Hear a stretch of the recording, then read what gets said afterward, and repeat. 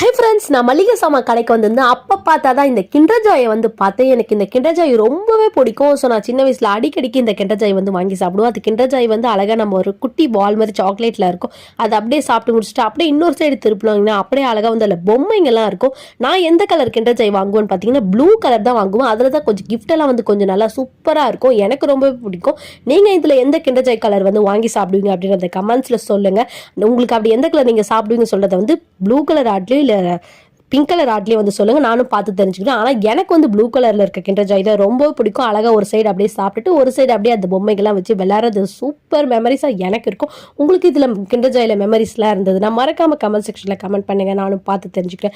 Video பிடிச்சா சேனலை subscribe பண்ணிட்டு சப்போர்ட் பண்ணுங்கள். ஸோ நிறைய பேர் சேனல் வீடியோ வந்து பார்க்குறீங்க, ஆனால் சப்ஸ்கிரைப் பண்ண மாட்டீங்க. ஒரு சின்ன சப்ஸ்கிரைப் பண்ணால் எனக்கு ரொம்ப யூஸ்ஃபுல்லாக இருக்கும். ஸோ நீங்கள் பார்க்குறது எனக்குமே கொஞ்சம் நன்மை கொடுக்கும். ஸோ வீடியோ பிடிச்சா சேனலை சப்ஸ்கிரைப் பண்ணிட்டு சப்போர்ட் பண்ணுங்கள். Thank you so much. பாய்.